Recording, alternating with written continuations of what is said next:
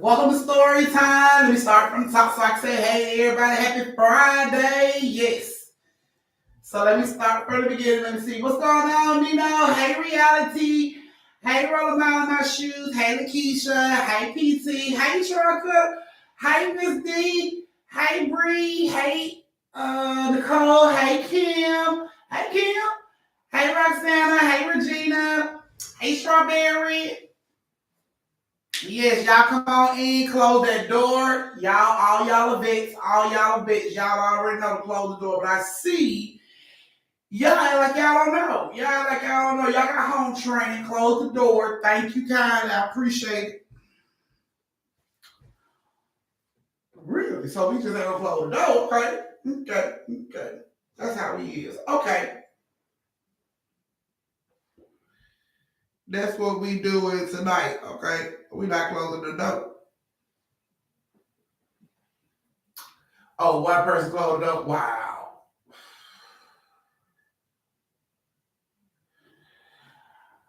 We praying for you, Miss D. That's a good thing.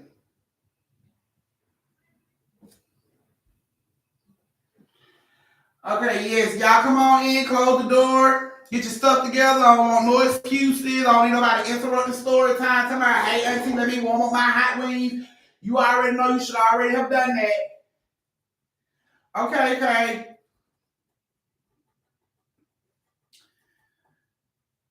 Yes, you closed the door with my wheel when I came in. Okay, thank you so much. I greatly appreciate it because some of your cousins don't know how to close the door still. Like a good 6 of them don't know how to close the door still. And if you wonder if I'm talking about you, if you ain't thumbs up live, then I'm talking about you.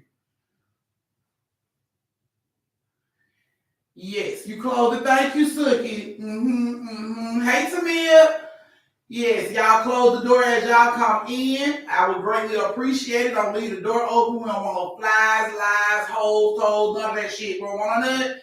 So close the door. We greatly appreciate it.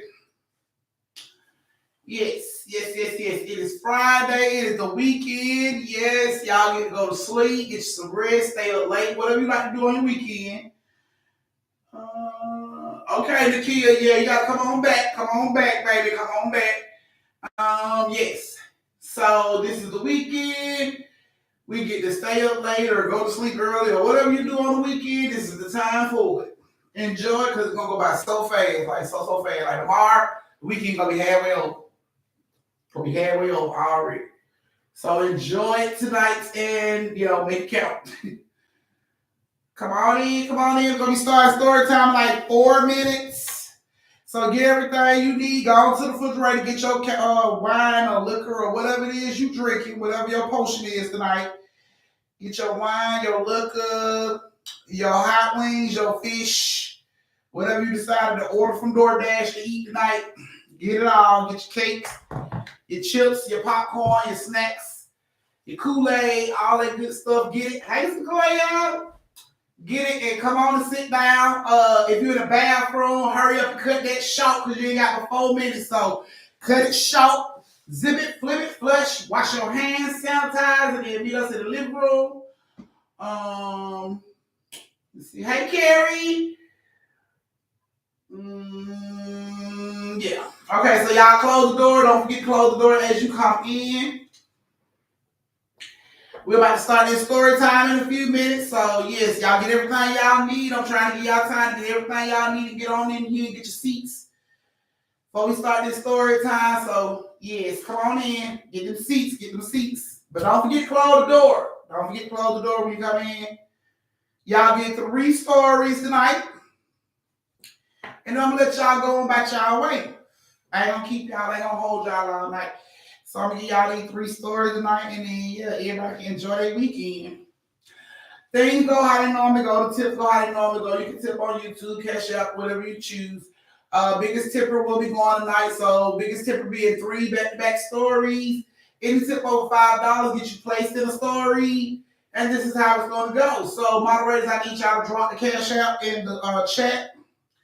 It doesn't matter how you send your tip, whether you send it through YouTube or Cash App, you still qualify for the biggest tipper as well as the story time. So you choose the platform you want to send it on, it doesn't matter. Okay. Hey, Keita. Thank you, Nino. All right, so my Cash App is pinned at the top just in case anybody needs it throughout story time to tip their auntie. Hi, Tay Tay. Yes. So, y'all hurry up, come on in, come on in, come on, get ready to start. Get ready to start. Welcome back, Kim. You been missing that action. We're glad you found your way back home, love. So yeah, y'all hurry up, come on back. Because I ain't starting no stories over for nobody, so you better hurry up and get in here. Call your cousins, let them know they late, they need to hurry up. Because Auntie ain't playing. They got 1 minute, like 1 minute to get in here. Anybody that shows up after this 1 minute is late. And moderators, y'all already know I need my late slips.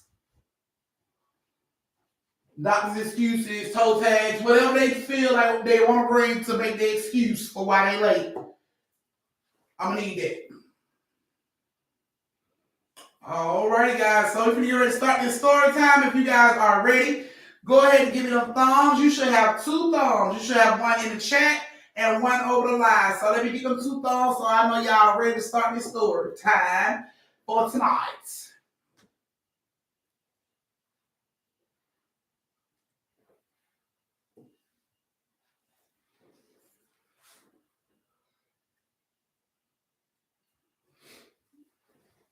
I see y'all ain't came out. Some of y'all ain't came out the bathroom. Okay, come on out the bathroom. We ain't seen you in a long time, man. We ain't seen you in a minute. You been missing that action, but we're glad you found your way back home, baby. Yes. Y'all come on, give them thumbs, give them thumbs.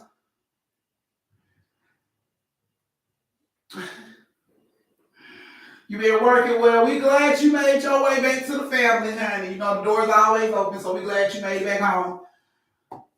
Alrighty. So, you better get ready to crank this story time up. So you guys enjoy the story. If you enjoy the story, tip your auntie. Don't be a punk ass bitch. Tip your auntie if you enjoy the stories, okay? Because you would tip your bartender if I was getting your ass drunk right about now. So your auntie would get you drunk off these stories, so tip your auntie. Hey, guys. Yes, you made it. Alrighty, here we go. So our first story has Miss T and Chastain. Miss T and Chastain is the first story. I bet ain't neither one of them in here. And then everybody gonna be swearing I didn't do this story time. Oh my goodness. You made it, Theo. Welcome. We glad you made it. You slid in like it was a home run, girl. You slid like you tried to catch the bases right, this bitch. Yep, Chastain the main hill. So, okay, here we go, guys. So, like I said, our first story has Miss T and Chastain. So, Miss T and her daughter Chastain found a little loft above a bar that was really, really cheap. Miss T had just got an abusive relationship. You know, she didn't have nothing really. She saved up what she could, and she took off with Chastain. So she found her little loft above a bar. You know what I'm saying? It was really cheap. You know, nobody want to really be up there because the bar is downstairs. It's kind of loud, but she had to work with what she had. So she reached out to the bar people, and they told her she can get an apartment. She just had to pay that amount of money. So she paid the money, and she was able to move in. She didn't have nothing. She couldn't really bring nothing with her, so she didn't really have nothing to begin with. So she moves in, and you know she's just happy to have a place for her and Chastain. Like she got to deal with no fights and being beat on and jumped on in the middle of the night. So she was just happy to have a place. She didn't care if they had to sleep on the floor. She just had to have a place. So she gets into the place, and they're there about 3 days. The third day they're there, it's like the bar's open. Like the bar was closed this Friday, Saturday, Sunday when she showed up.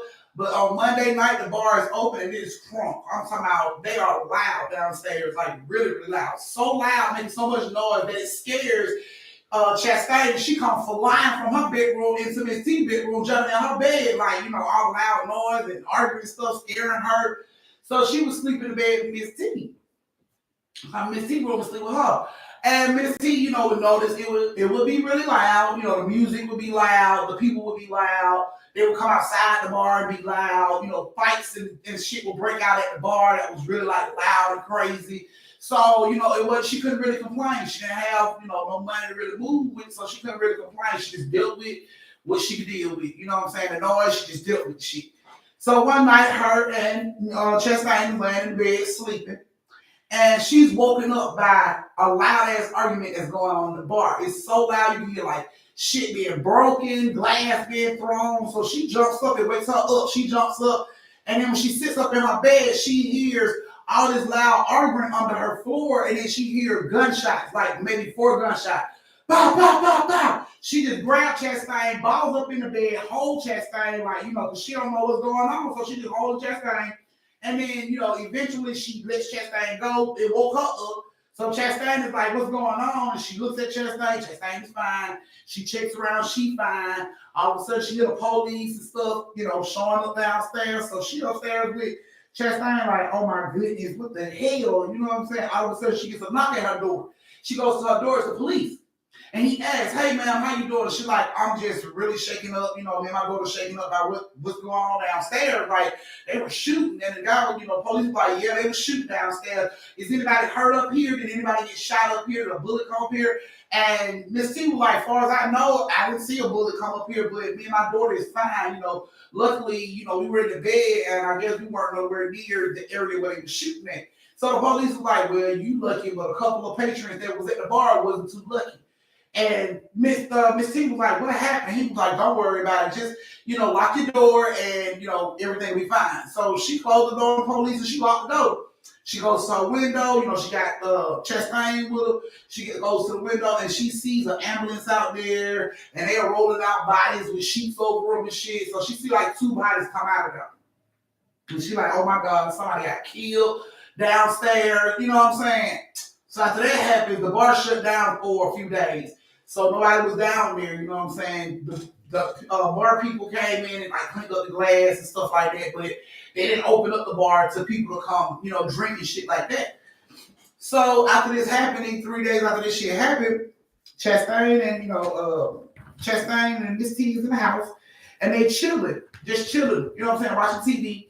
And Miss T started to notice, like when she walked throughout the house, there was cold spots in certain parts of the house. Like not everywhere, just she would walk into a cold spot or a cold spot would find her. She'd be standing at the sink and all of a sudden it would just get cold where she is. That was the first thing she started to notice. Like there was cold spots throughout the house in different places. Like she never, you know what I'm saying, would know where it would be. It would just show up or she'll just walk into it or something like that.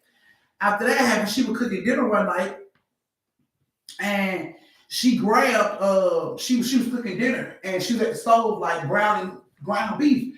And she was grabbed up under her arm like in a bear hug from the back. She was grabbed. And it was squeezing so tight she could barely breathe. Like she thought she was having a heart attack. And then it just stopped. And she turned around and looked back. And there was nobody behind her. But she distinctly remembered feeling arms come around her. But when she looked back, there was nobody there. Chastain was still on the floor playing with her little toys. She hadn't even noticed anything. And, of course, Miss T thought, maybe I'm just tripping. Maybe I'm tired. Maybe I'm just tripping, and she shook it off or whatever.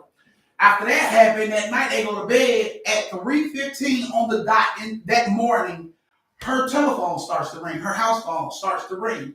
Ring, ring. It would ring. She would answer it. It would continue to ring as if that shit was still on the hook. And it just continued to ring. She would slam the hand part down.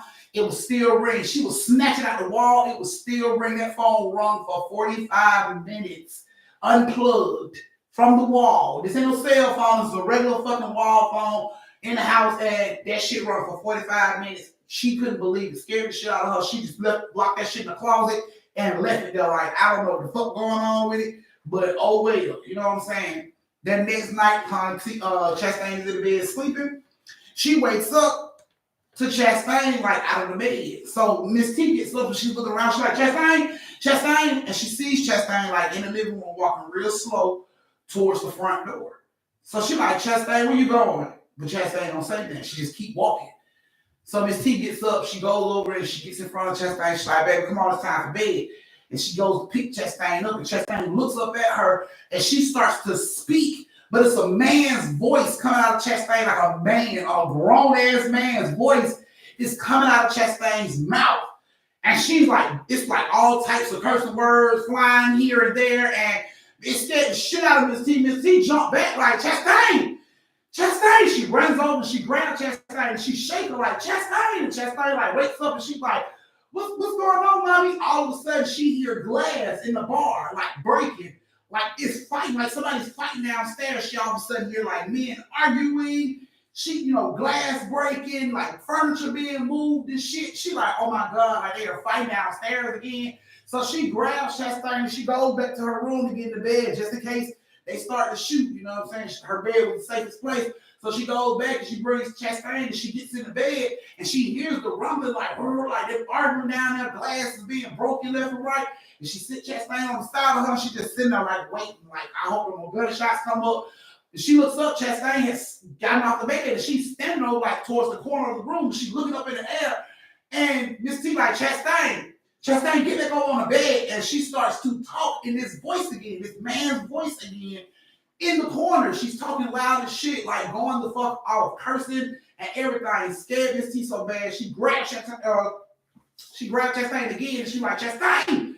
She started hitting Chastain's face, Chastain! And Chastain's mouth is just moving, like her eyes are closed, her mouth is going a million miles a minute, and it's a man's voice coming out of her mouth, just repetitive cursing words, left and right. She's like, Chastain!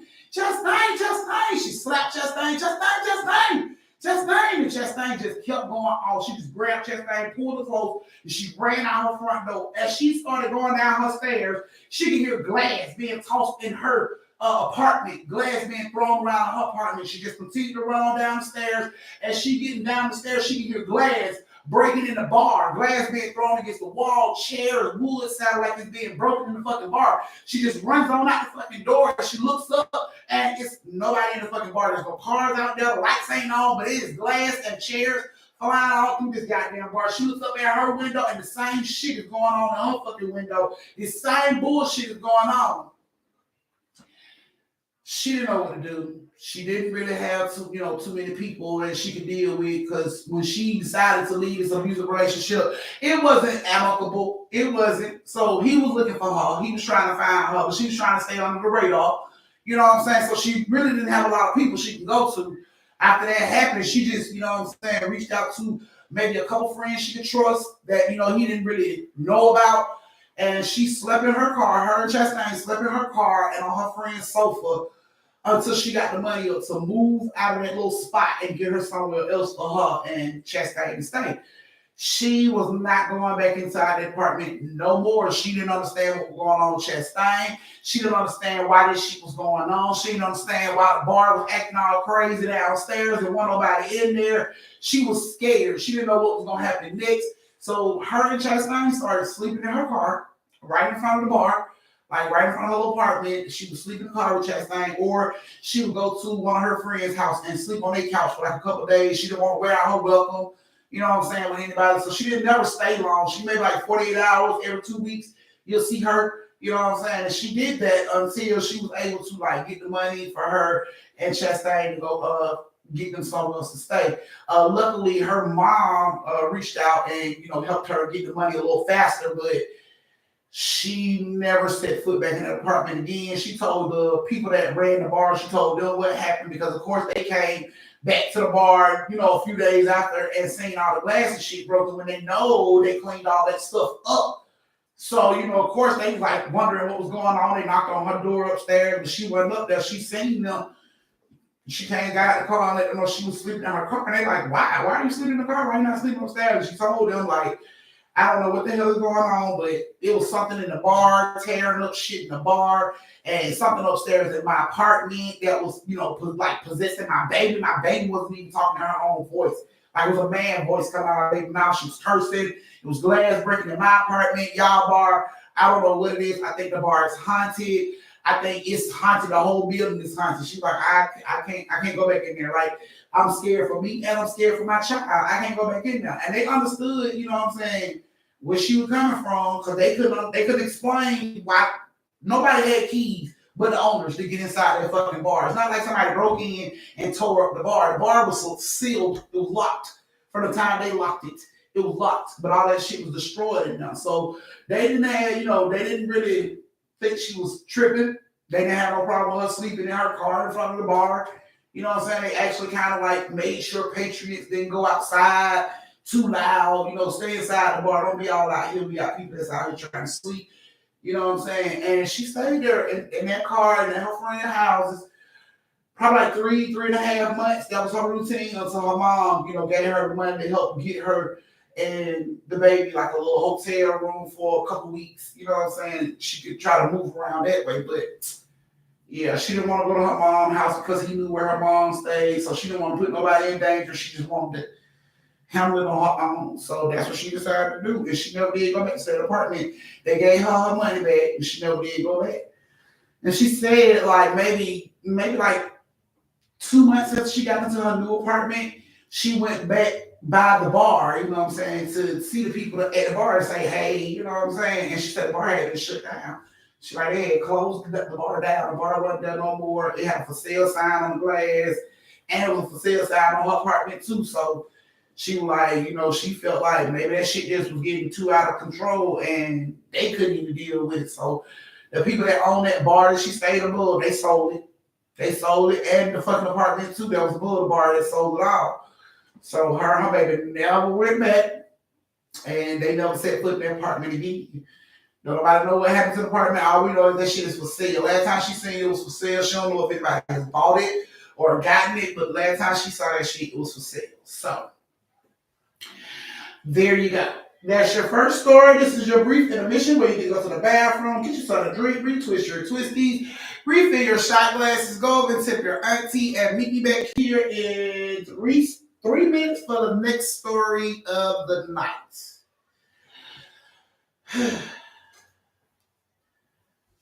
New Bartholomew. So it's not Bartholomew. What's up with these names?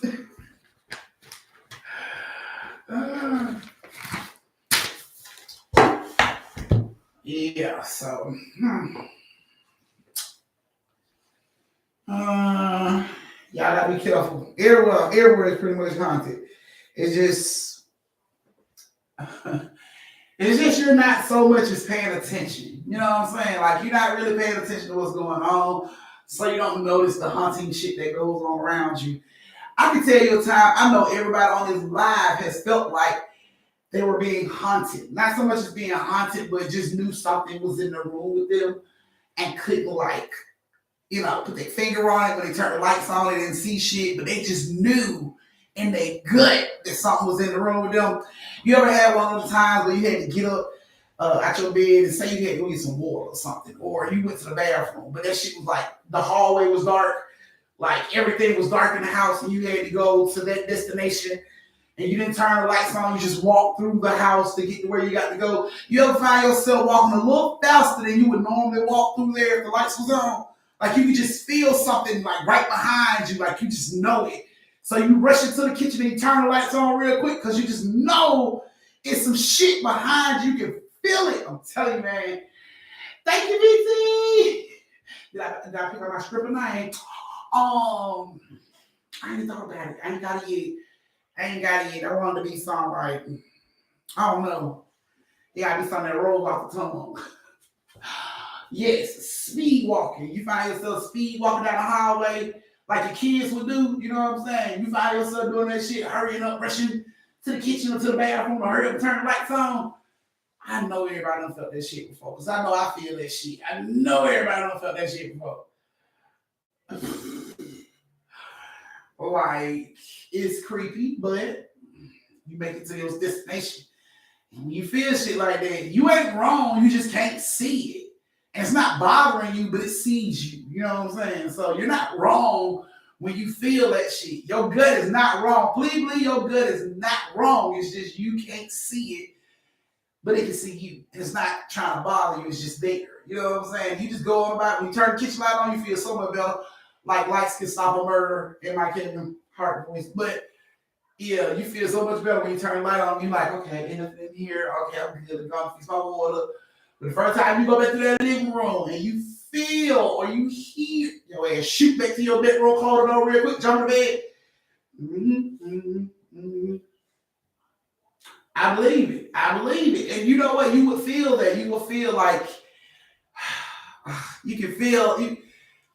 We have the ability to feel so much shit. We just ignore it, y'all. Like, you ever heard people say they feel that something make the hair on the back of their neck stand up?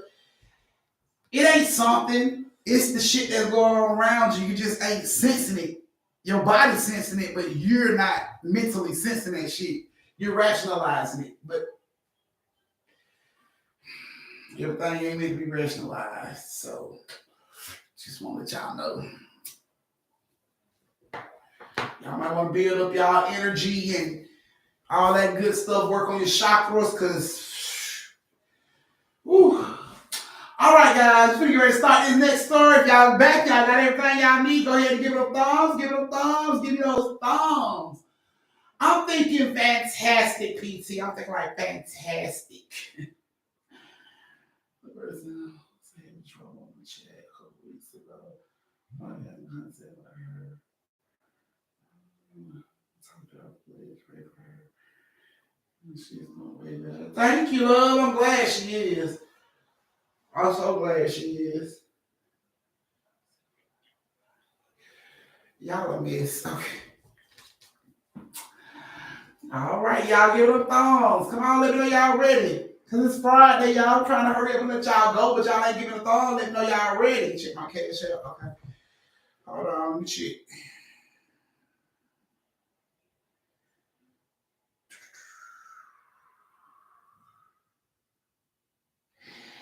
Thank you, Chastain. Thank you, Miss D. Miss D is at the top with the biggest tipper with $15 at this point. She's at $15. She's the biggest tipper right now. So just to let y'all know. Thank you, Miss D. Thank you, Chastain. Y'all ain't giving me no thumbs. You know what? I just leave. I mean, I can just let y'all go now if that's what y'all want me to do. I can just let y'all go now. You're like, it's so busy. I can't give no damn thumbs. So I can just let y'all go now. You know what I'm saying? Not party at this video. Okay, send me the address. I'm coming because y'all don't want these stories. So I'm coming to the party.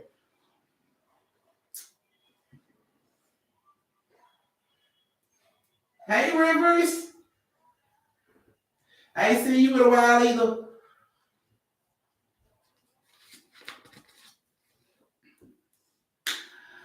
Okay, well, I guess these low amount thumbs.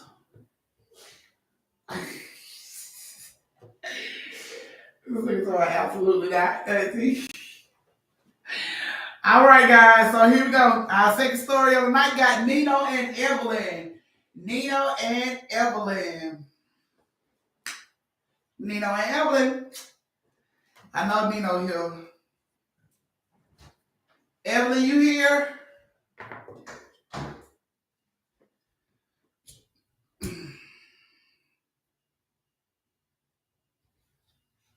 Right, Mindy. I don't see Evelyn. Evelyn not in here. I'm going to call and check on her. She don't never miss story time, so I got to be wrong. Hey, Rivers 2000 SR. Y'all remember Rivers. Rivers been gone for a while, but the name is still the same. Y'all remember Rivers. All right, so Nino and Evelyn, this is you guys' story. So Nino was a single father of Evelyn, raising Evelyn by himself. He worked a lot. He worked all the fucking time, but he did that because he had to take care of Evelyn by himself. I heard from Carmen, but Carmen was on here like Tuesday, I think. She was Tuesday or Thursday. She was at one of these story time this week. So yeah, he was raising Evelyn by himself, so he worked all the time, and he did it because he had to do that. You know what I'm saying? He wanted to make sure she had everything she wanted and needed. You know what I'm saying? So he worked often. And Evelyn was a single child. She was a single only child, you know what I'm saying? She was by herself all the fucking time. And she was about 15 years old. She was always at home alone. And she found herself trying a lot of shit that she would see online. Like all this dark shit she would see online. She would try just to see if it worked type stuff. And one night, Nino was at home right before he got ready to go to jail. Damn, not jail. See, Nino, stop. He gonna put not send me to jail. So one night, right before Nino got ready to go to work, Evelyn come downstairs and she like, hey Pop, so since you going to work and you gonna be here tonight, can I go to my boyfriend's house? And Nino like, hell no. Like, what makes you come down here and ask me that? Like, no, you can't, no. And she like, what do you mean? You ain't gonna be here? I'm tired of being here by myself. You know what I'm saying? You need to, you don't be here, let me go. And he was like, no, you know what I'm saying? He don't have a problem with it, but for one, this boy was almost 2 years older than Evelyn. Evelyn's 15, this boy's like got to be 17. So he was almost 2 years older than Evelyn, which Nino didn't like at all. You know what I'm saying? Then this boy was like, he was into like dark shit. He wore like black, lip stuff and hair all crazy and shit, chains, piercings, the whole works. So Nino didn't like it. You know what I'm saying? Nino like, hell no, you can't go over his house. You stay your ass in this house. He better not come here. You know what I'm saying? You stay here. It was a big ass argument. She ended up like crying. They ended up screaming at each other. She ran upstairs in her room, closed, like slammed her door. Nino left. You know what I'm saying? He left and went on work. So Evelyn waited for Nino to pull out. And just like how those little girls do, she picked up the phone, called her boyfriend, and invite him over. But when she calls, another girl answers his phone and tell her to stop calling her boyfriend's phone. And of course, Evelyn get arguing with this girl on the phone. The girl like, I'm here, he's with me, I got his phone. Hung up on Evelyn. Evelyn kept calling the girl, went answer the phone. He went answer the phone, so Evelyn was pissed. She was pissed. She went in her room, found his bottle of 1800, grabbed his alcohol, went in her room. She was crying and pissed off, sitting in front of her mirror, staring at herself, angry and shit, screaming at the mirror, screaming at her reflection, drinking, just mad as shit. Then she goes online and try to find something. Like, I'm gonna find something, I'm gonna do some type of revenge on his ass. So she started doing all these different fucking like chants and shit she was seeing online and trying to conjure up some shit to go handle her problem. You know what I'm saying? She drinking, she just chanting shit, and eventually she falls asleep, from this rage or whatever. She gets up, she goes to school the next morning, comes home. He normally sleeps in the daytime because he works at night. So, come home. Hey, Tasha! Nino come home and, he goes upstairs to his room. He checks out, Evelyn's room. Says she went to school, so he goes on his room. He lay down and goes to sleep. While he's laying there sleeping, Nino is woken up to the sounds of a woman whispering in his ear. So it scares the shit out of him. He jumps up, he looks around, he calls out for Evelyn. Evelyn, you home? Looks at his watch. It's like 12:30. Like, no, she shouldn't be here. The fuck? But I know what I heard. You know what I'm saying? Fucking with his ear, like, I know what I heard. He's looking around his room. All of a sudden, he feels hands rub his shoulder. He jumped back like, what the fuck? The fuck is going on in here? You know what I'm saying? Now he creeped the fuck out. Like, what the hell is going on? Like, I'm like, hey, stop. What the fuck? Stop touching me. Whatever it is, he'll stop. And then it rubs his other shoulder. And like, what the fuck? He just takes off. He runs downstairs and like to the front door. He's running downstairs. As he get downstairs to get ready to go to the front door, he hears a woman's voice scream out from upstairs in the bedroom, angry as shit, like, come here! And I'm somebody so loud. Nino knowing he don't run the fucking house. There ain't no goddamn woman upstairs. That shit scares him even more. Nino just runs. He grabs the doorknob. When he grabs the door and snatches the door open, he just feels two like pains, sharp ass pains in his back. Like two of them. Like one, it almost broke him down, but he ran on out the fucking house and slammed the door behind him. Maybe like 5 minutes later, Evelyn comes home from school. Well, not 5 minutes, but right after this little shit go down, Evelyn comes home from school. She walks in the house, put a little book bag down, you know what I'm saying, take her shoes off at the door. Right as she taking her shoes off at the door, she hears her boyfriend say, babe, come here. She's so shocked. Oh my God, my man is here. Oh my God, like, did he break in to see me? This is, yes. So she runs upstairs, all super excited. She runs to her room. When she gets into her room, she sees somebody coming out of her mirror, stepping out of the fucking mirror. This person stands up, turns towards her, is her boyfriend. But he looked dirty. He ain't got no fucking eyes. It's like somebody clawed his fucking eyes out. He got claw marks. He ain't got no eyes. It's just bloody sockets. And he's coming towards her. And she like, what the fuck? Oh, hell no. She takes off. She gets to running down the stairs. When she gets downstairs, she hear, come here, bitch. And she grabs the door around the door, and she feels claws go down her back, like all the way deep into her back, down her back. But she just falls out the fucking door. When she falls out the door, she rolls down the stairs, and Nino catches her, like right at the bottom of the stairs. And she like, Daddy. He like, baby, hurry up, get up. And they get in the car, you know what I'm saying? He just pulls off. As they arrive, you know, he goes and pick up like some first aid shit because he can see that, you know, her back is bleeding. So he go get some first aid shit. And he goes to a park, you know what I'm saying? And she turns around and shows me her back. And, you know, he cleans her back up. And he was like, my back was hurting. I was trying to come up to the school and pick you up before you got home so you wouldn't go in the fucking house, but y'all, you know, you was already gone. He was like, well, look at my back. He turns around and he pulls his shirt up. And Nino got 2 big-ass bite marks in his back. And this ain't like a human's mouth. This shit is large. Like, he got bit by a fucking shark or some shit. This is a big ass, like 2 bite marks on his fucking back. Big shit. Scared the shit out of Evelyn. Evelyn like, what the fuck happened to you? And he was like, in the house, it was a woman in the house, and you know, she bit me or something. I don't know. And she helped Nino clean him back up. And Nino like, we're not going back to the house. He went and got a hotel room for them. He called off work. He didn't even go to work that night. He decided to stay with Evelyn, you know what I'm saying, just in case some shit popped off.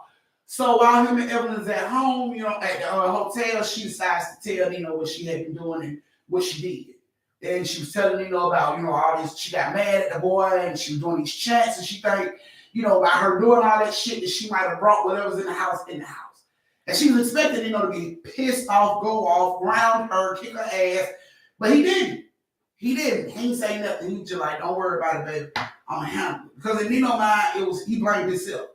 If I wouldn't be gone so fucking much, she wouldn't have all this time to do all this shit. You know what I'm saying? So he blamed himself for what the fuck she had been doing in her spare time. You know what I'm saying?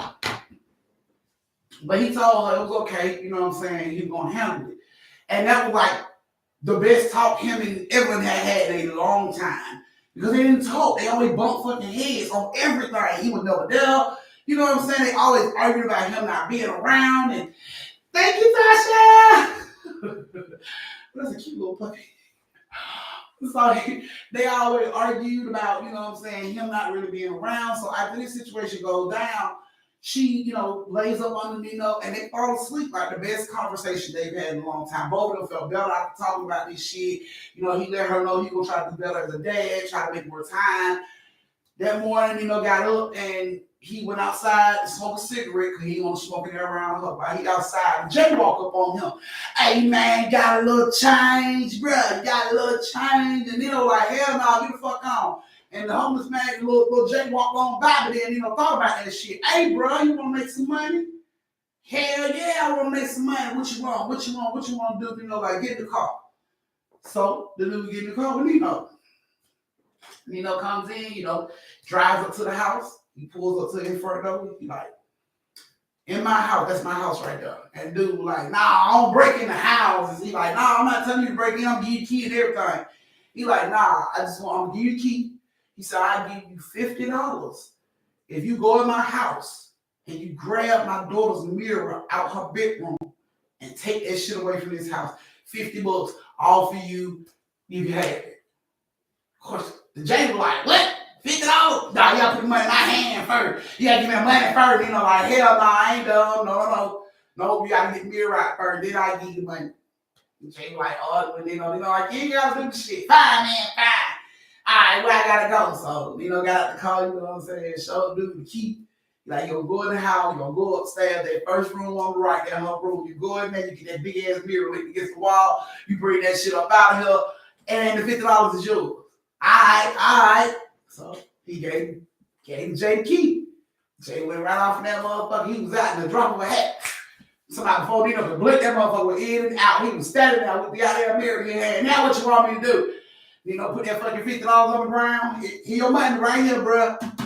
Take that motherfucking mirror somewhere. Your money right here. You know, That dude come on down. He moved out the way. Dude grabbed the mirror, had the mirror on his shoulder, picked up the $50. Went on back up to the house, locked the door up. He was coming back down. He got in the car as he was going up the street.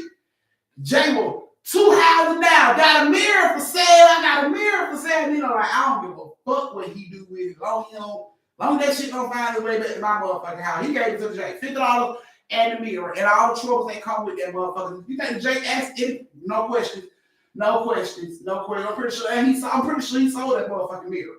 But went on back to the hotel. Him and Evelyn went and sat down and had breakfast, ate together, you know what I'm saying? Shit was good. Got back to the house. Evelyn was scared. She like, there's something that shit gonna get us. He like, nah, baby, I done made sure everything good. They go in the house and nothing's in the house. Everything is peachy fucking keen in the house. And she goes into her bedroom. She like, Dad, the mirror gone. He like, I know. I paid somebody to take the mirror up out of here. She like, oh my God, I thought it was gonna be in here. He like, nah, I got rid of it, baby. You ain't even gotta worry about it. You ain't never gonna see the mirror again. And the J-Lo brought the mirror back. They never saw the mirror again, never had any more issues in the house. And Nino actually ended up finding a job that required that allowed him to be at home more often, but making damn near double the pay he was making at the last job. So it was like a blessing, it fell out the sky for him. You know what I'm saying? Like Nino had been at this one job for so long, so he felt like the pay was good. He may not be able to get the same type of pay as another job, but Nino had skills and qualifications, and he put out, applications and resumes out to these places, and folk would hit Nino ass up like, here, we'll give you this and this and this, and Nino ended up finding a job that paid damn near double what he paid in his first job, and he get to be at home more often with Evelyn, which made their relationship a whole hell of a lot better. She stopped with all the goddamn rebellious, dark shit. She stopped with all that shit, and their relationship got a whole lot better. So, that is you guys' second story. This is your brief intermission where you can go to the bathroom, get you some drink, retwist your twisties, refill your shot glasses, go over and tip your bartender, and meet you back here in 3 minutes for the last story of the night.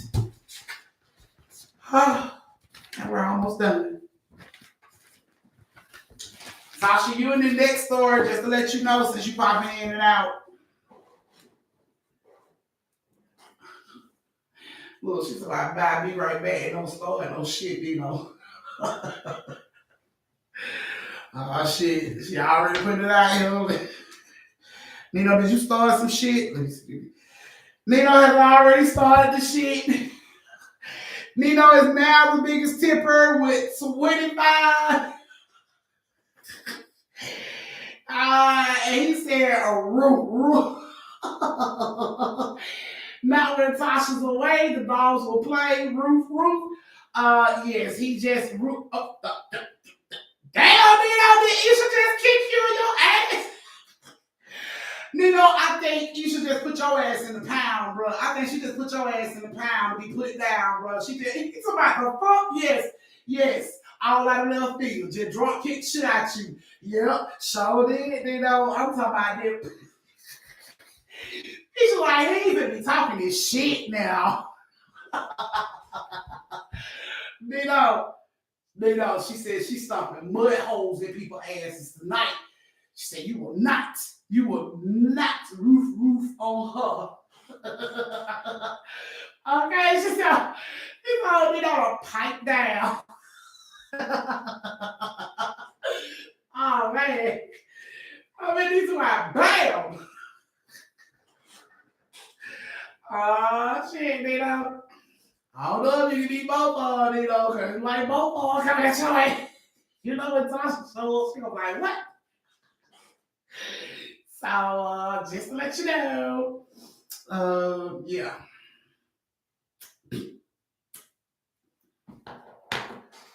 Wow.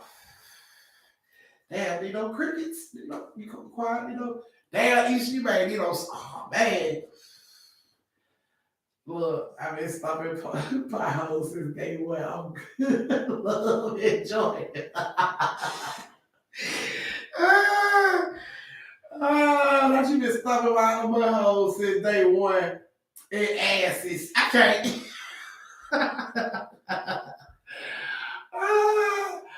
All right, guys. You better get ready to get the last story of the night started.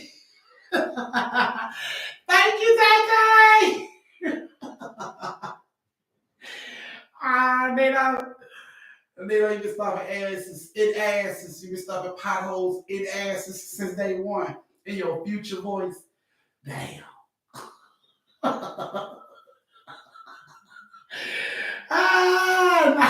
Now she like a thief in the night. You'll never know when she comes. She just pops up and cuts your fucking head off. All right, guys. You figure ready to start the last story of the night? So if y'all ready, go ahead and give it a thumbs, give it a thumbs, give it a thumbs. Mm-hmm. Come on, y'all, give it a thumbs, y'all. Let me know you ready for the last story of the night.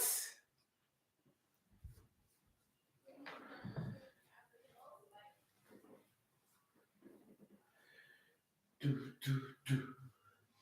Do, do, do. Do, do, do. Do, do.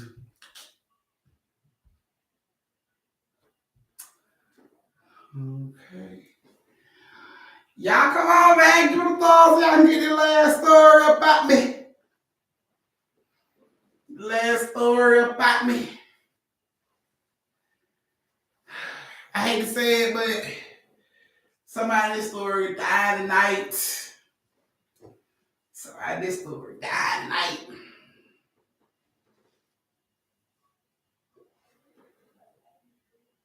Okay, Mindy, somebody not only am I off the porch, I'm down the street. Mindy, you so silly. You so silly. I really can't with you, Mindy. I love you, man. You a mess. Like, oh, is it me?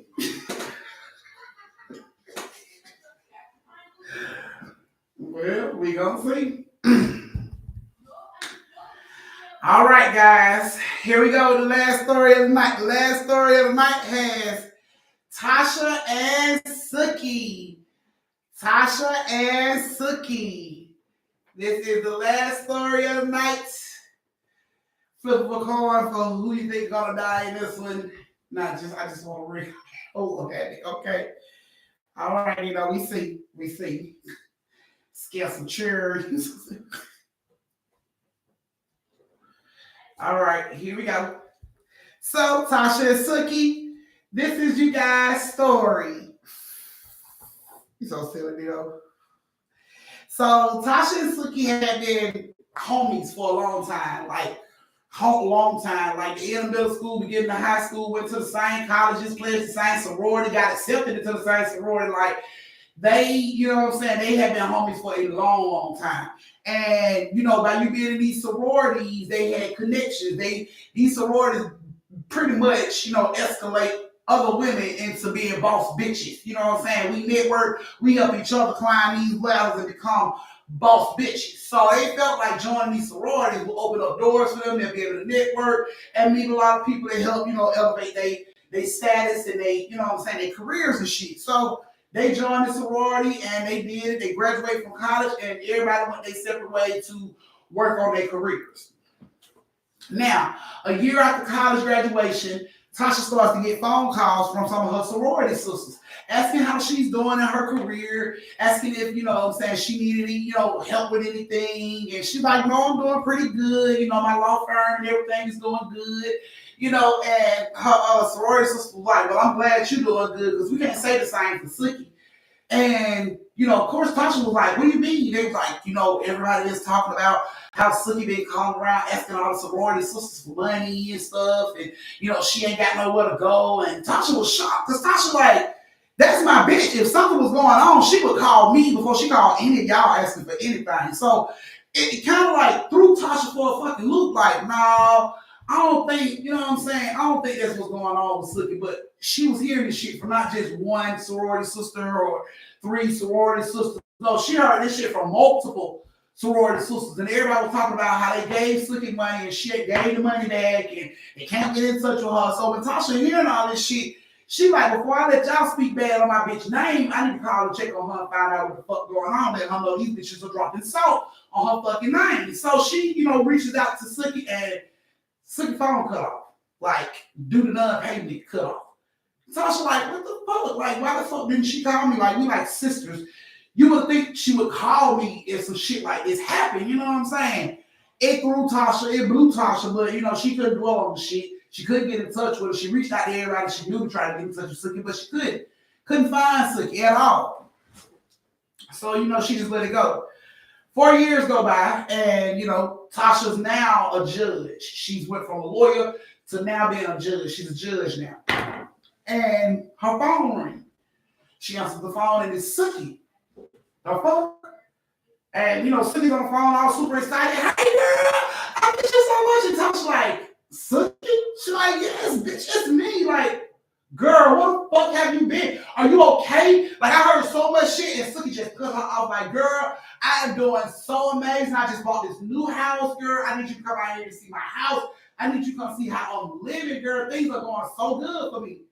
And Tasha like, well, bitch, what happened? Because a few years ago, you know, a couple of my sorority sisters reached out to me, and she cut her off again. Like, girl, we ain't dwelling on nothing in the past. I want you to come out here and spend a weekend with me, girl. Like, I'm talking about, I'm throwing parties and housewarmings, and I want my bestie to be here with me. So Tasha was like, bitch, I'm there. You know what I'm saying? Let me know where to go. I'm there. So, you know, Sookie could give her the address, tell her, you know, where she's staying and everything. And Tasha reached out to some of her sorority sisters, like, bitch, you wouldn't believe who called me today. I don't even know how the fuck she got my number. But Sookie called me today, and the sorority sister was like, what? She did? Like, yes, girl, she said she had a house, and she want me to fly out here to spend the weekend with her and chill with her, you know what I'm saying? I told y'all my bitch was doing good, wasn't nothing wrong with her. And then the sorority sister was like, well, Tasha, look, you know, ever since, you know, shit's been going on with Sookie, we just been hearing shit. And Tasha like, what you hearing now? Like, I told y'all she not fucking broke, she not homeless, she okay? What are y'all hearing now? And the sorority sister was like, well, we been hearing Sookie been hanging out with a really weird fucking crowd, like a really weird fucking crowd.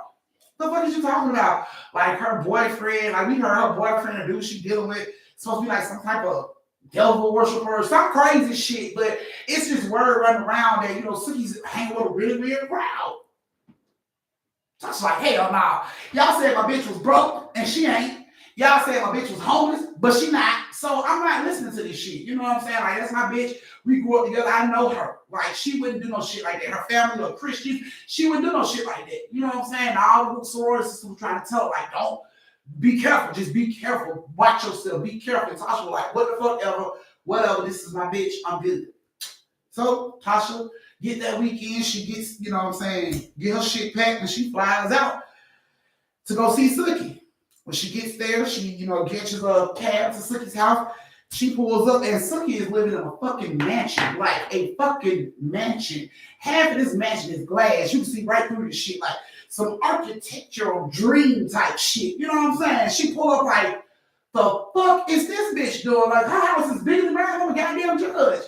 She couldn't believe that shit. You know what I'm saying? She like, we had the right address, and the taxi driver like, yeah, we at the right place. That's the address you gave me. She like, I cannot believe this shit. And right before she opened the door, Sookie snatches open the goddamn taxi door, and she like, Tasha, oh my God, girl, I miss you. Like, she snatches Tasha out of the car, hugged and kissed all on her, girl. Oh my God, girl, the party is already started. Like, come on, just snatches Tasha. Hey, come on, girl. Tasha comes to the house. The house is full of people. I'm talking about Sookie got on like fucking like $20,000 outfits. You know what I'm saying? Like, people are in the pool in the back and everything. And Tasha is just amazed by this shit. Like, bitch, you are living large as fuck out here. Like, what do you do for a living now? And Sookie like, girl, let's not talk about that right now, girl. Enjoy the party. I got some clothes upstairs. You go upstairs and put on anything you want to put on, girl. Come on down here. You know, I got bathing suits, whatever you want. We got pool out here. She just telling her, like, just have fun, mingle, bitch, drinks, food, everything. Okay, you know what I'm saying? Tasha like, damn, it's just music, just, you know what I'm saying? A lot of people there and shit. So Tasha goes over to give her something to drink, and she's standing by the bar, you know, like watching it, the environment and everything. And Sookie is slowly bringing people over, like, this is my best friend, we like sisters, Tasha, this is my friend that I met out here when I moved out here, and she's introducing her to people and stuff, you know what I'm saying? So Tasha's like, okay, she's talking to people and everything. And then this girl she brought her to introduce. This girl she introduced Tasha to. she told Tasha she met this girl when she first moved out there. And the girl was standing there like talking to Tasha, like she spoke, because she told me so much about you. It's like, I know you, like so much shit she done told me about you. It's like, I know you. And Tasha like, she told me shit about you, but okay, yeah, you know what I'm saying? And the girl was just talking, like, talk too fucking much. The girl was just running her fucking mouth. And she was like, yeah, when she first got out here, she didn't really have nowhere to go. She didn't have no money, she's pregnant. And Tasha like, whoa, wait a minute, back the fuck up. Like, what do you mean? Whoa, wait a minute. You said she was pregnant? And she was like, you didn't know? Girl, you're supposed to be her best friend. You didn't know? And she like, no, I didn't fucking know. Like, what are you talking about? And the girl was like, girl, she first got out here, she was pregnant. Girl, she didn't have nowhere to go. She was sleeping like on benches and shit. She was like, it was just real, like, it was just weird what happened. So Tasha like, bitch, what happened? She was like, girl, I swear, she was like 8 months pregnant. She was ready to pop, bitch, like pop. She was like, and then, we got word that she had a baby. So everybody was getting gifts and stuff for the baby. And then they came back and they was like, she didn't have a baby, she lost the baby. So everybody was like, did she have a baby or did she lose the baby? Like, we was confused. But either way it goes, when we did see her again, she didn't have a baby. So we assumed she lost the baby. But it was just weird because, everybody was saying that, she had the baby and everything, it was just like she lost it. Like, it was just crazy. And Tasha, like, she never told me anything about baby. Girl was like, it was just a lot, girl, but don't worry about you here now, have fun. And that shit just didn't sit right with Tasha. Because it's like, bitch, you supposed to be my bestie, my sister. Why you didn't tell me this? But Tasha didn't say nothing. She just enjoyed the party, mingled with other people. And then the party started to die down. People started leaving, and then it was just, you know what I'm saying? It was just her and Sookie in the house. So, Sookie closed the door, and she was like, girl, you had a good time? Tasha was like, girl, I had a ball. Like, what the fuck? She was like, girl, I thought those type of parties, like, all the time. Like, girl, like, did you see your dude over here? He's that big time fashion designer in Paris. Bitch, like, I thought these type of parties all the time. And Tasha was like, girl, I did not know you was living like this, bitch. Like, and what do you say that you were doing for a living again? She like, girl, we can talk about that later. Let me go get something to drink. And Tasha like, okay, something's not, it's just not right. But she ain't saying nothing, you know what I'm saying? She's sitting there on the couch and everything. And Sookie rushed back over with 2 glasses of wine. She's like, here you go, girl. So catch me up, bitch. What's been going on in your life? And Tasha, pretty much called her up. I started out my own little law firm, now I'm a judge, 4th Circuit judge. I'm doing this, that, and third. And, Sookie like, girl, like, you've done so much. And she like, girl, so what have you been doing? Sookie like, just finding myself, just exploring life and finding myself. So what you do for a living, bitch? Because this house didn't just fall out the sky. And she was like, girl, it was, it was just like, and somebody knocks at the door. So she's like, hold on. She goes to the door, and it's the friend, the one that was telling her everything. And she's like, Sookie, I think I left my car keys in your bedroom. I think they fell out my coat pocket. Can you go get it? You know what I'm saying? And Sookie like, yeah, girl, no problem. I'll be right back.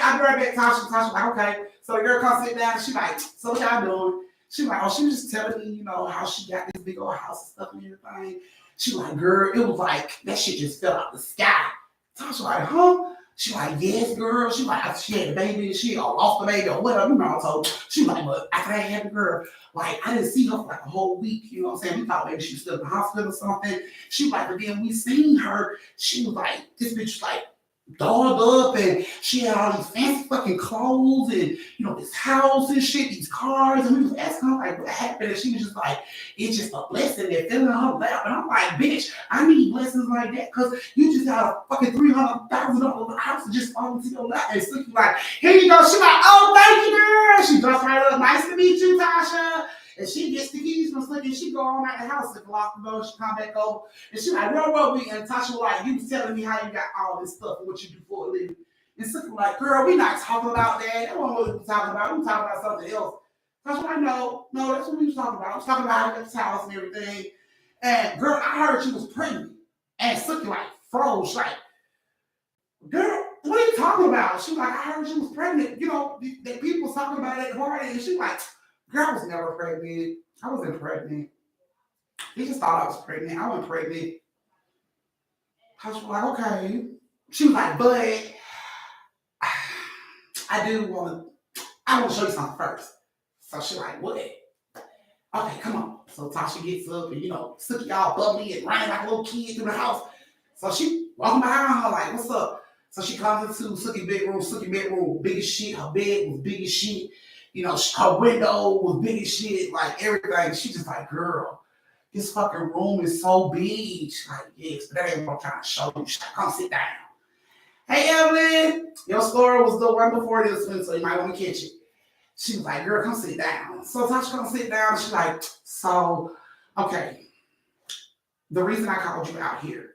Tasha was like, yeah, I thought you wanted me to come out here for the party in the housewarming. She's like, no. She's like, I did, but I also, wanted to bring you out here for something else. So Tasha like, what? She's like, so you see, I got everything, that I need in life, pretty much. I'm happy. She like, we joined that sorority when we was younger, and we supposed to help each other elevate. And I brought you out here so I can help you elevate. I want you to be bigger than where you are now. And Tasha like, I'm fine. I'm comfortable with where I am. You know what I'm saying? Like, I love my job. I love, my house. I love everything. She's like, I'm comfortable where I am. And Sookie was like, no, I want you to be doing better than that. Like, you can do better than that. And she was like, thank you, Evelyn. She like, what do you mean I can do better than that? She like, but you can do better than that. You can sit back and let other people do all that shit while you just collect. Like, I just get money. So Tasha like, okay, so what's this little fucking pyramid scheme you done got yourself all wrapped up in that's got you thinking like that? She like, it's not a pyramid scheme. Okay, so what is it? She like, okay, hold on. So she got up, she closed her windows. She told Tasha, she closed her door. She told Tasha, don't freak out. Don't freak out. Everybody does it here. Like, don't freak out. And Tasha like, I'm a judge. I can't do no coke. I can't do none of that. Don't write no pills, no Molly, no ecstasy, no weed, no reefer. I can't do none of that. I'm a judge. Girl, I ain't trying to get you to do none of that stuff. She's like, wait a minute, watch this. So she goes to like a door in her room and she knocks on the fucking door. And she backs up and she's just looking at Tasha smiling. And Tasha's like, okay, what the fuck? And then the door opens and a dude come out. And he got this baby in his fucking hand, like a brand new baby. Like this baby got blood on it. Like brand new fucking baby in his hands. And Tasha like, what the fuck? Like, what is going on? She like, girl, what the hell is going on? And Sookie like, wait, don't freak out. Don't freak out. Like, calm down, Tasha. Don't freak out. And Tasha like, bitch, what are you doing? Like, who the fuck is this guy? Just don't calm down, Tasha. Calm down. And Tasha like, you better tell me something. You better tell me something because I'm freaking the fuck out, Sookie. Like, what the fuck? And Sookie like, look, calm down. She like, this is my friend, and he helps me. Help you do what? She like, okay, so look, I was pregnant. Tasha was like, why the fuck didn't you tell me that? She like, because I was going through a lot. The dude I got pregnant by, you always told me to leave him fuck alone. I didn't want to hear you. I told you so. So I didn't say shit, but I was pregnant. Okay, so where the fuck is the baby? She like, that. Okay, so the baby, I had the baby, but I lost the baby. She like, what the fuck do you mean you had the baby, but you lost the baby? She like, so my friend here, he introduced me to his father. And I now, like deal with his father. Deal with his father. And she just kept saying his father. And Tasha like, what the fuck are you talking about? And she like, bring the baby over here. And Tasha like, don't bring that fucking baby over here. Like, what is you doing? And he brings the baby over and he gets down on his knees and he got the baby in his hands just like this. And he's holding the baby. And Sookie is sitting down on the side of Tasha. She like, look at the baby. Look at it. And Tasha like, what the fuck are you doing? And she pulls out a fucking blade, like a sharp ass, funny looking ass blade. And she's like putting the blade like on the baby. And Tasha like, what the fuck? She slapped the blade like, what are you doing? And she like, Tasha, don't freak out. Just calm down. And Tasha like, hell no. So she jumps up, you know what I'm saying? Knock the dude over, he grabbed the baby. She like, Tasha, calm down. She like, look, I'm trying to help you. I'm trying to help you elevate. That's what the sorority sisters do, right? We help each other elevate. I'm trying to help you elevate. And Tasha like, I don't want to fucking elevate like that. Like, I don't know what the fuck is going on. I don't want to elevate like that. She like, Tasha, trust me. You want to elevate like this. So she told the dude, get up, bring the baby back over here. So he brought the baby back over to Tasha. She said, Tasha, take the baby. So Tasha, She grabs the baby, and she's holding the baby in her arm, and she's like, now, what I need you to do is, I need you to take this knife, and I need you to stab this baby in the throat, that little soft piece right there. She said, if you do it right there, the baby will die quick, it won't even really feel the pain. And Tasha was blown, like, this bitch is for real. Like, she's serious. She's looking at Sookie, and Sookie is serious as fuck. Like, ain't no smile, ain't no, this plan, ain't no side, none of that shit. Sookie is serious as fuck. And she looking at her like, I'm telling you, if you just do it real fast, it'll be over with, and then everything you ever want in your fucking life will come to you, everything. And Tasha was like, she looked down at the baby, and the baby's like, looking at her crying and shit. Tasha looks at Sookie, she looks at the baby, and she takes off running. She started running with the baby, trying to get out the fucking house with the baby. And Sookie gives chase. She starts to chase, you know what I'm saying? Tasha like, bring the baby back. Give me the baby. And Tasha's running through this fucking house with the baby, and Sookie's right behind her. So Tasha like slides to the left and trips Sookie ass, and Sookie go flying, and she lands on the fucking blade. And ironically, that shit goes right in her fucking throat. In that little soft part, she trying to get Tasha to fucking stab the baby, and that shit goes right in her throat. The dude runs out. He sees that Sookie is like bleeding all over the fucking floor. She's pretty much dead. He runs out the fucking house. Tasha grabs the phone. She calls 911. The police and everything get there. They come in the house. They see Sookie ass on the floor. You know, dead. She'll bled the fuck out. She dead. Tasha will tell them she trying to make me kill his baby. I don't even know who baby this is. All of a sudden, the police like, hey, we need an ambulance up here. They go upstairs. Sookie and this dude beat the hell out of the mama. Them took the baby, basically cut this woman and took the baby. This woman is bleeding upstairs. They got their bathroom. They don't find some random woman they don't kidnap coming from the goddamn grocery store that was pregnant and kidnapped her just for Tasha. So Tasha could elevate. She had this shit all planned out. She had this woman upstairs about to fucking bleed to death. To death. Because they took a baby. Her and this dude. So the police come to Tasha and they're like, what the fuck is going on? Tasha was like, I don't know what the fuck is going on. We went to school together. She was my best friend. She told me to come out here for her housewarming. I came out here. She had this baby. She was trying to get me to kill this baby. I tried to run with the baby. She failed. She stabbed herself with a fucking knife. And I don't know what the fuck they was doing in this house. There was a dude that was in here. He ran. When he saw her, you know what I'm saying, he ran out. I don't know who he is, what his name is. I can't even really tell you what he looked like.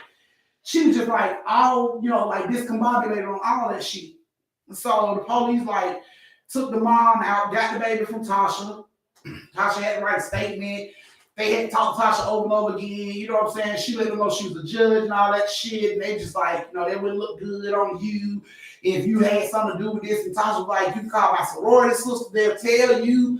You know what I'm saying? And she called me out here. We hadn't heard from this girl in 5 years, and she just called me out here. I fucking blew. The police like, why did you call? Like, that was my best friend. We grew up together, went to high school together, college together. She was like a sister to me. So I came. I didn't think anything of it. She ended up spending like the whole weekend talking to detectives and police and everything. I tried to look through pictures to figure out who the fuck the dude was. It was the worst fucking trip. It was a trip to hell, pretty much. And when she got back home, her sorority sisters was blowing her phone up, like, what the fuck happened? Police been calling us. We've been hearing from the police. And she was just like, y'all wouldn't even believe it if I fucking told y'all what happened. Well, where's Sookie? Sookie dead. Sookie dead. Like, Sookie's dead. I don't even want to talk about it. Like, I don't want to talk about it. Like, just know that I thank y'all for telling the truth and letting the police know everything, but I don't want to talk about it. Sookie's dead. We just gonna leave it at that. And she never did tell, you know, talk to anybody really about it. It really like broke her because she looked at Sookie like a sister. And when that shit went down, it was just like, it was bittersweet. She didn't want Sookie, she didn't want to kill that baby, but she didn't want, you know what I'm saying, Sookie to die either. So it was just bittersweet. She saved the baby, but she couldn't save Sookie. So yeah, she was eventually cleared of everything. And that lady that they had in the house with, that they took for Tasha, that wasn't the first pregnant woman that they had taken. Apparently, they found 3 other bodies in Sookie's backyard. 3 other bodies of women that were pregnant that pretty much bled out after they took the baby. So I guess Sookie was sacrificing these fucking babies to keep her life going. So she was kidnapping random fucking pregnant women and taking their fucking babies to sacrifice. I mean, killing the fucking mom. Like, shit was crazy. This shit was crazy. And the judge was just like so glad, Tasha was so glad that she wasn't wrapped up in none of that shit because it just got deeper and deeper and deeper. It was way deeper than just Tasha and this one fucking baby. She kept, her eye on the story, kept her ear to the ground and hear what was going on in the case. That shit just got deeper and deeper and deeper. Another girl came out, said Tasha tried to fucking get her, and she got away from Tasha. She was scared to go to the police because Tasha had people watching her, waiting on her to be alone so they could take her baby from her. Like, it was crazy. That shit got real fucking deep. But yeah, Sookie was pretty much at the root of all that shit. They later found out that Sookie was worshiping the devil. Like, she had diaries and shit that she had been writing in where she said she was bathed in the blood of babies and all kind of crazy shit. So Tasha couldn't believe it because, like, this is not the girl I was raised with. This is not the Christian, go to church every Sunday, go to church every Saturday, choir rehearsal every Friday. Like, this ain't the same fucking girl that I grew up with that I ran into at this house. This wasn't her, but it was Sookie. So it hurt her, but yeah, the mother did survive. They got to her in time, so she had to have like a few blood transfusions, but she survived. The baby also survived, but it was just really fucking weird at how everything was going down. You know what I'm saying? Like, I guess people didn't even notice these other moms, or if they did notice that they were missing, like the missing posters weren't out there enough to where Sookie should be like, oh shit, man, I need to stop because they looking for these people. She just kept fucking going. Like, just wouldn't stop. So they found 3 other fucking women in the backyard that was buried in the backyard dead. So that was 4 babies, including her own, that she had sacrificed for this lifestyle. So yeah. Yeah, it was really fucking weird, but Tasha was hurt. She was real hurt behind it, but she's just like, you gotta be careful, you know what I'm saying, with people you allow so close to you. She like, I never thought that shit about Sookie. I would have never, she like, I was arguing with my sorority sisters when they were saying Sookie was doing all this crazy shit. I was like, no. She was like, I had no fucking idea what was in store for me when I got up there. She said that was her trip to and from hell. She could not believe that shit that was going down. So yeah. So everything was thrown on Sookie, even though she probably had help, you know what I'm saying, with these women, because I doubt Sookie was just fighting and manhandling and killing all you goddamn women by herself. I'm pretty sure she had help, because she had help with the last woman that Tasha was in the house with. So I'm pretty sure she had help, but when it came down to it, I guess the police didn't care to try to keep looking for these motherfuckers, so it all fell on Sookie. So Sookie was blamed for everything. She was blamed for all the murders, everything. All the babies being killed, all the mamas being killed, the attempted murder of that mama and that baby, she was blamed for all of it. You know, she got dead, she was blamed for all of it. So that was you guys' weird, creepy third story. That was your last story of the night. I hope you enjoyed it, because I definitely was freaked the fuck out when I heard all those dominoes falling into place like they were. But yeah, so I hope you guys enjoyed it. Weird ass, crazy story. No movement. I just still been hearing noises, but no movement. So I'm gonna keep y'all updated on the bear if it happens to move. I'm gonna keep y'all updated. Hopefully I'll catch it on my camera, but I doubt it. It ain't moved. I just be hearing noises out this room. So yeah.